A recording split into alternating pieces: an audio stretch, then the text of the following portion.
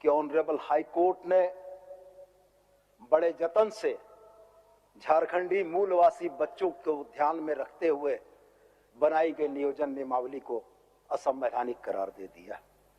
Honourable high court की टिप्पणी है मान्यवर, हम लोग नहीं कुछ बोल सकते हैं, लेकिन जब बाछें खिली हों और सदन में वक्तव्य में दबी हुई मुस्कुराहट के साथ खुशी के लड्डू फूट रहे हों, तो मान्यवर इसके लिए अंग्रेजी में एक शब्द है सैडिस्ट, हिंदी में उसको कहते हैं पर पीड़ा प्रेमी। जो दूसरों के दुख को देखकर सुखी होता है, वही भावना की अनुभूति हो रही है। आज 7 लाख बच्चे जिनके घरों में ऑनरेबल हाई कोर्ट के फैसले के बाद मातम पसरा और ये दिवाली के दिए जला रहे थे, इनको इस बात का अफसोस था कि हेमंत सोरेन सरकार की इस नीति में झारखंड के बच्चों को नौकरियां मिल जाएंगी। मान्यवर, इस प्रदेश का बड़ा एक लोकप्रिय न्यूज चैनल है टीवी 18। टीवी 18 ने जब इस खबर को ब्रेक किया तो उसके नीचे कैप्शन लगा था, मान्यवर दूर से आप नहीं देख पा रहे होंगे, मैं पढ़ के सुना देता हूं। झारखंड सरकार की नियुक्ति नियमावली को हाईकोर्ट ने किया रद्द, अब बाहरी लोग भी पा सकेंगे नौकरी। यही खुशी थी मान्यवर। भारतीय जनता पार्टी का शॉर्ट फॉर्म मान्यवर बीजेपी है। पूरे देश के पैमाने पर यह भारतीय जनता पार्टी कहलाती है, लेकिन झारखंड आने के बाद तो मान्यवर इनका नाम बदल जाता है। झारखंड आने के बाद यह भारतीय जनता पार्टी नहीं है मान्यवर, यह बाहरी जनता पार्टी है। बाहरियों के संरक्षण देने वाले लोग जिस जनता पार्टी में है वही बाहरी जनता पार्टी। बाहरियों को नौकरी मिलेगी, इसकी ये खुशी मना रहे हैं। सवाल इस बात का है कि उर्दू और हिंदी के मामले में तुष्टीकरण की बात में उलझाने वाले लोग ये भूल जाते हैं मान्यवर। अरे बैठिए, अपने समय में बोलिएगा ना, बट बोलिए। हिंदी और उर्दू के मामले को तुष्टीकरण में उलझाने वाले लोग मान्यवर इस बात को भूल जाते हैं कि इनके दौर की नियुक्ति नियमावलियों में क्षेत्रीय भाषाओं में 90 से ज्यादा अंक लाने वालों के मेरिट में 7 अंक जुटते थे मान्यवर, 7 अंक। हमारी क्षेत्रीय भाषाओं का इनके नजर में यह सम्मान था कि खोरठा में कोई विद्यार्थी 90 अंक लेकर आएगा तो मेरिट में 7 अंक जुटता था, 80 से ज्यादा लाया तो 6 अंक जुटता था। उस समय भावनाएं आहत नहीं हुई मान्यवर। उस समय नहीं लगा कि यहाँ की क्षेत्रीय भाषाएं जो हमारी संस्कृति का मूल आधार हैं, उसमें अगर बच्चे परीक्षा दे रहे हैं तो उनको 7 अंक क्यों मिल रहे हैं। समस्या तो यही है मान्यवर कि जो लोग 22 वर्षों के इस झारखंड में इतने लंबे समय तक शासन में रहे और ऐसे ऐसे प्रयोग इस झारखंड की धरती पर किए कि झारखंडी इनके नजर में गिनी पिग हैं जिन पर प्रयोग करते रहो।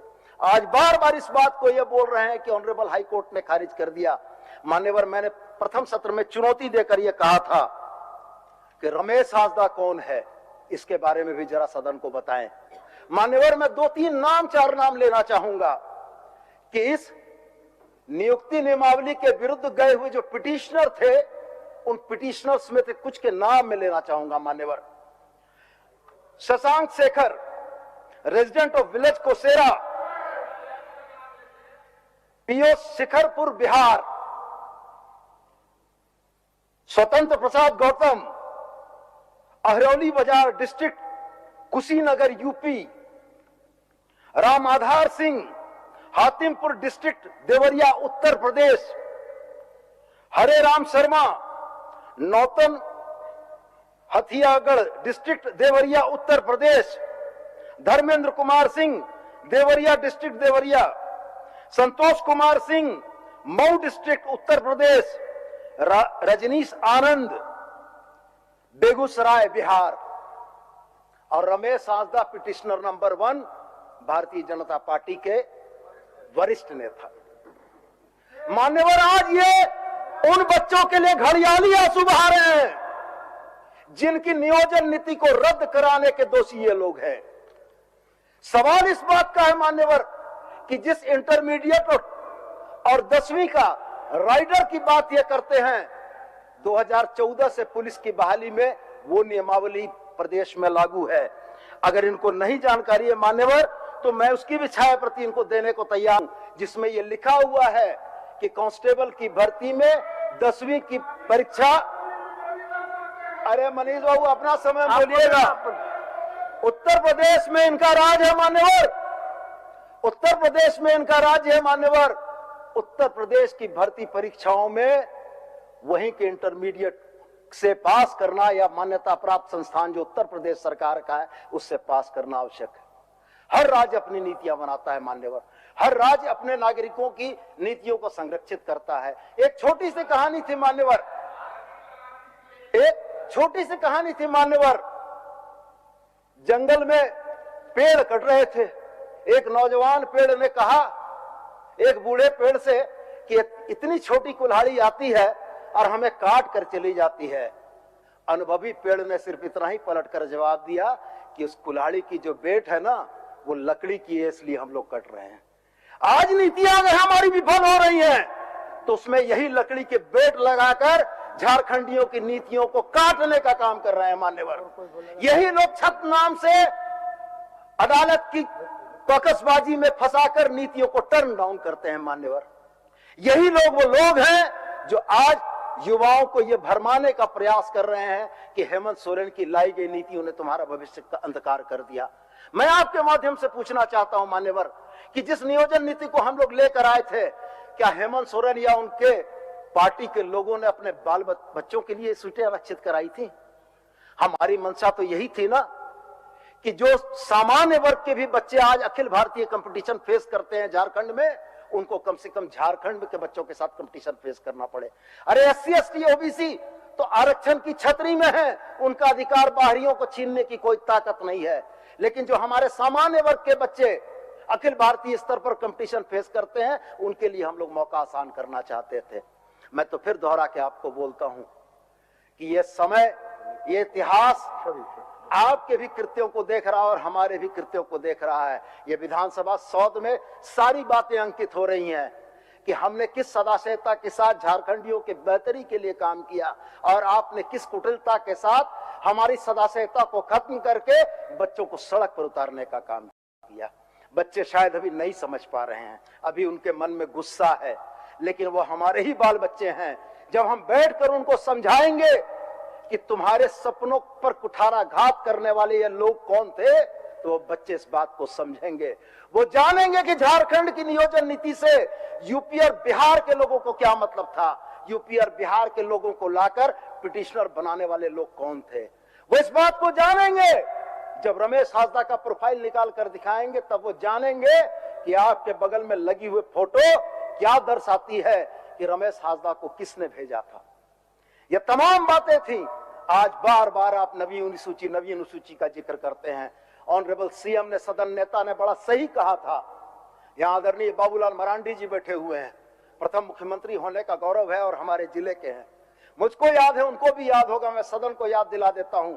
2001 में आदरणीय अर्जुन मुंडा जी जो तत्कालीन कल्याण मंत्री थे, उनकी अध्यक्षता में एक कमेटी बनी थी। उस कमेटी ने आरक्षण की बढ़ोतरी के प्रस्ताव किए थे।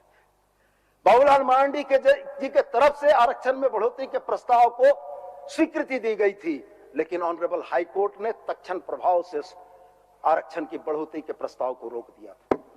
आज ये बार बार बोलते हैं कि डोमिसाइल का मुद्दा बाबूलाल जी का लाया हुआ है। हम भी कहां इनकार करते हैं, हम भी इस बात को मानते हैं कि डोमिसाइल का मुद्दा अगर झारखंड में लाया गया तो आदरणीय बाबूलाल जी लेकर आए थे।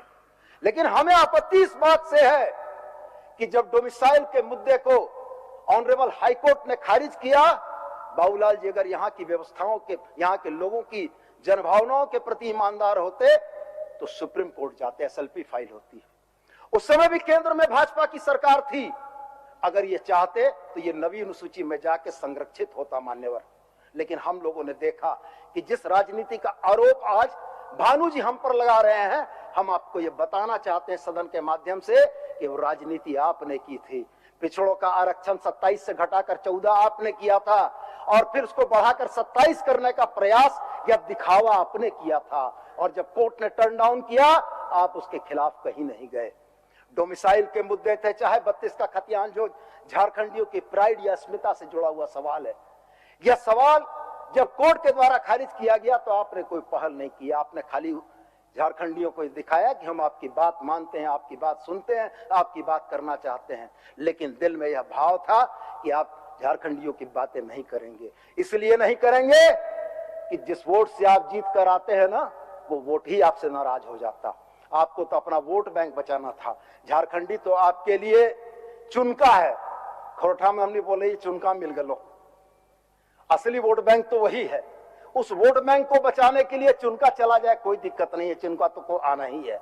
चुनका आवेगा, हिंदू मुसलमान के नाम पर आवेगा और किसी नाम पर आवेगा। तो मैं तो सिर्फ यही बार बार कहना चाहता हूं मान्यवर, कि जब ये 7 लाख बच्चों के मातम और मायूसी का दिन है, तब इस सदन की चर्चा में इतनी गंभीरता के साथ चर्चा होनी चाहिए थी कि इस चर्चा से उन बच्चों के घाव पर मरहम लगता। कल हम लोग महामहिम के समक्ष गए।